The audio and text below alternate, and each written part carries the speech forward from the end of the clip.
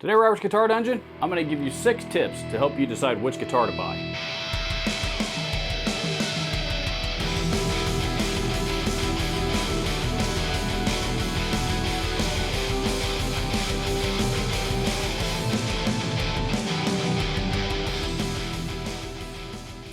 At the request of a viewer, I recently did a video entitled "Which Amp Should I Buy?" And as part of the response to that video, a couple of people have asked me if I would do one on guitars. And as much as I try to on this channel, if you tell me you want to see it, I try to produce it. So we're going to do the same video entitled "Which Guitar Should I Buy?" Herein lies the difficulty with this particular topic. Experienced guitar players will already know this, but we see a guitar that we think that catches our attention, then we start doing our homework and we start doing our research, and we check out what features it's got, and if it seems like a good fit, then we pull the trigger, whether it makes any sense compared to anything else that we already own or not. So for that reason, this video is going to be geared a little bit more towards the novice slash beginner slash entry level guitar players. So for those people that are looking for your first guitar, or even your second, or maybe even your second or third guitar, and with all the options that are out there nowadays, like I said, this is anything but an exact science. Now, if shopping for an amplifier seems like a daunting task, unfortunately, shopping for guitars is far less of an exact science than that. So, and I think the reason why is because, this here is equipment that we need, pedals are equipment that we need, and this is certainly an important piece of equipment that we need in this equation. However, this is what I am actually interacting with. Therefore, it is a much, much, much more personal relationship between this and this and this guy. So that is what makes this a little bit more of a difficult process for some of us. So what I'm going to do is share with you the process that I go through when shopping a guitar, and also the same process that I would take newer, younger players through, from a sales standpoint, when I had beginners or intermediate players coming to me back in my store days, to ask, to try to find the right guitar. So there are typically 6 different criteria that you're going to want to consider. The first of which, of course, is going to be price. If I have a $500 budget, I don't really have a whole lot of business, unless I plan to save for this amount. But a $500 budget is not going to buy me a $3,000 guitar. And I think that part is fairly obvious. But, for those people out there that might not be familiar with the guitar industry and all the options out there, do not worry. I promise you, there are tons and tons and tons of really, really nice instruments that you can buy for $500 or less. And you'd be surprised how many you can buy for, for well under that price tag. Most of the guitars that not most of, but a lot of the guitars that you see hanging up in the background here behind me, on both sides of the room in my videos, I have spent my entire life collecting, and there's a pretty large chunk of them that I was able to acquire for well under 500 bucks. Once I have my price nailed down, the next thing I'm going to look for is the look of the guitar. Aesthetics, in other words. Is it something that I personally am drawn to and attracted to, and is that something that I would want to play and perform with and entertain with? If you follow my channel at all, you are aware that I personally am a fan of the pointy stuff. I like the pointy body shapes, the pointy headstocks, across a wide variety of colors, and also Les Pauls. I like pointy guitars, and I like Les Pauls. But those are aesthetic qualities in a guitar that I personally am drawn to.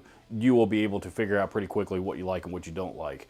But what I do not want to play a guitar that I absolutely hate the look of. Because if I hate the look of it, I'm not going to feel right playing it. And if I'm not going to feel right playing it, I'm not going to play it. The next thing I need to check out is the feel and playability of it. The playability, of course,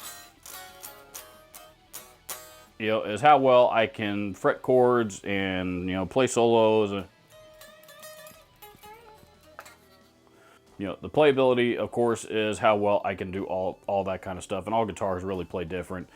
If you're a beginner, you're probably not going to be able to tell much of a difference, in which case I would recommend you find something with a smaller size neck, because it's going to be easier on your hands, in the short term anyway. As you gain more experience, you'll have the opportunity to try out some different neck shapes and things like that, and eventually over time you will begin to form your own opinions over what types of playability you like and don't like. But the other reason why the feel is important, particularly as a beginner, you're most likely going to be spending most of your time sitting down practicing. And so therefore, by the feel, you want it to be comfortable. When I sit down to play guitar, particularly in this room or in one of my videos, I don't sit down with a guitar, I wear it. And with or without a strap is totally personal preference. But a guitar, the right guitar, is very comfortable in my hands and sitting on my knee, and feels like an extension of my own body and and my own expression.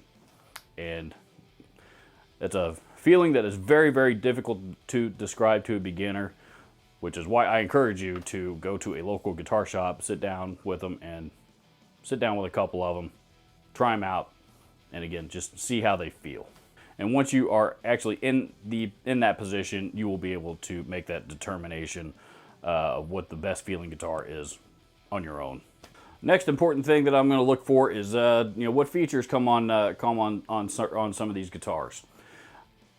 Now, as a beginner, when I start using terms like single coils versus humbuckers, vintage tremolos versus locking tremolos, rosewood fretboard versus maple fretboard, some of those, especially to a beginner, most of that is probably not going to make any sense to any of you. So what I recommend is this. If you're not familiar with some of these features, and I'll go over a few of them here in a minute, there is, in most cases, there's probably somebody out there, an artist or a family member or something like that, maybe a character in a movie that was playing a guitar that has inspired you to want to learn. Go see what kind of, get a snapshot or a screenshot of or a picture or some kind of what that person is playing, and that will help you make the determination of which features you are going to want in your own personal instrument. Rock and metal players, a lot of them anyway, and none of these rules are set in stone, by the way. There is going to be exceptions to every one of them. But generally speaking, hard rock and metal players are going to prefer guitars with a humbucker in them, which is going to be a pickup with 2 rails on it. Why? Because they produce a little bit a thicker, fatter sound that again is very, very conducive to rock and metal and any and all genres and sub-genres that might be related to that. Single coils, on the other hand, as the name suggests, is going to be one single row on a pickup. This is going to produce a little bit thinner sound. This is going to be a lot more popular among country and blues players. Like single coils quite a bit. Some jazz players, not nearly as much output. It's going to produce a much cleaner sound as well. I like single coils for a number of things, and I like humbuckers for a number of things, which is another reason why I bought this guitar, because this guitar actually gives me the option to produce both types of sounds out of it. If you want a tremolo system on it, aka the whammy bar, you're probably going to want to consider a couple of different types of tremolo system. The vintage style is going to be what you see on your Strat style guitars, versus the locking Floyd Rose style that you are going to find on a lot of guitars like this. What you're getting into with a Floyd Rose system, if you are not familiar with it, learn how to operate them and set them up on your own, or be prepared to pay a luthier or a technician at a local guitar shop the amount of money that person charges to set it up every time you need to restring it. Because these things are very, very temperamental, and they can be very frustrating if you don't know how to operate them. If you don't know, and if you don't know how to operate them and you need to pay somebody else to do it, that can get fairly expensive. A setup on a guitar like this from a professional is probably going to cost somewhere between $50 and $100, depending on the market, the area of the country that you're in. My area right now, that charge is right around the $75 range, I believe. Another thing to keep in mind with this type of tremolo is once this thing is set up, that's where it's going to be set up. There's no tuning down to lower tunings or anything like that without getting the screwdrivers out and making a whole bunch of adjustments. These things are designed to be set up and locked down and left alone until it's time to do it again. Once you have decided on a set of features that you think you would want on your new instrument, how's it going to sound? We want to be able to enjoy the way that it sounds, right? Now, in the instance of electric guitar, a lot of that is going to determine on this guy, what you're plugging it, the amplifier and the pedals and everything else that in the signal chain that you're plugging it into. However, the guitar itself is also responsible for a lot of your guitar tone. So if you have the opportunity to plug it in and check it out some before you buy it, I recommend taking the opportunity to do so. Now, in the inspiration department, the way a guitar sounds can be very similar to the way a guitar looks, at least for me. If I don't like the way that it sounds, I'm not going to be inspired to play it. If I am not inspired to play it, I am not going to play it. Find something that you enjoy the sound of. And the last one, of course, is availability. Once I have made some decisions about the features that I want and what kind of overall what kind of guitar I am looking for, that's within my price range and all that kind of stuff, where can I get a hold of this thing? There's going to be a fair amount of debate between whether or not you should buy it. You should go to the store and and play it before you buy it, or whether you should buy what you want on where it's available online, have it shipped to you, and then if you don't like it, you can always pack it up and send it back. I personally am subscribed to the latter theory. Of course, I'd like the opportunity to go into a shop and try it out beforehand if it's available. But if it's not, I'm not afraid to order it from an online retailer. Try it out in my own home, in my own environment, and then if for some reason I feel like it's not going to work, again, I do not mind putting it back in the box and shipping it back. Some places are going to, their policies are going to be that you pay for the shipping on the way back since they shipped it out to you for free. That doesn't bother me, especially in this day and age when, most stores are going to have what they have and there is an entire another world that's available out there on the interwebs. But even then, that is not always the case. My personal experience here recently, there is a company called Ogre. And they have a few pedals that I have actually demoed here on my channel. And if you want to check those out, I'll link them up down below. And again, these are kind of, gimmicky looking pedals, but they actually sound really, really good, and I enjoy them. They also have a few guitar designs that are extremely unique that I have never seen from anybody else. I've only seen a couple of videos of this guitar at a NAMM show from 2 or 3 years ago now. I've never seen the guitars for sale anywhere. I've looked high and low, and I can't find them. So I don't know if they ever officially launched or not. They're a Korean company, and I don't know if they even have an office in the U.S. But they're a fairly small company, and that's a guitar that I would really like to have, but I can't track one down anywhere. When it comes to availability, be realistic. If you're a beginner, definitely be open-minded to the Squier and import Fender stuff. The quality of those guitars, in my opinion, is getting better and better every day. Also, the Epiphone guitars are real popular as well. And if you're into the hard rock and the metal genres, Schecter is a great bang for your buck. Make sure to check out the Schecter brand. I'm not just saying that because I happen to own one. I play this guitar. One of the reasons why I play this guitar is, again, because it's just a fantastic guitar for the price point that it is in. The LTD, ESP's import LTD line produces fantastic instruments. Ibanez, of course. Jackson guitars have a lot of guitars down in that price range now. There is just a ton of awesome options out there for any guitar player in any price range.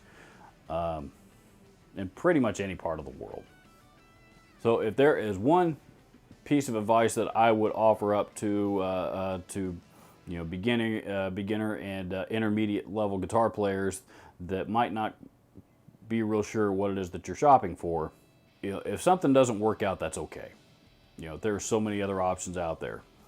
And for the guitar that you're holding, if it's not the right guitar for you, chances are it is the right guitar for somebody else. So, if need be, you can always sell it and move on, or keep it and save your money and move on that way. That's how this room got this many guitars in it. There is no right or wrong answers here, and again, this is anything but an exact science. So the best advice that I've got is go with your gut. If you found this video helpful or informative, I hope you did. I don't know if it is or not, to be honest with you, being that this is such a hard topic to cover with any kind of accuracy. But I would love it if you would maybe hit the subscribe button down below and the alert icon right next to it. I upload new videos to this channel every Wednesday and Saturday morning. Description description below, any and all applicable links, contact information, and links to gear and all that kind of stuff, again, down in the description. Comment sections down there below that. Feel free to drop a comment. Last but not least, if you'd like to support this channel, you can do so by visiting the Teespring shop that is linked up here in the card, right about there, and also down in the description right about chair. That's all for this one. We'll see you in the next video.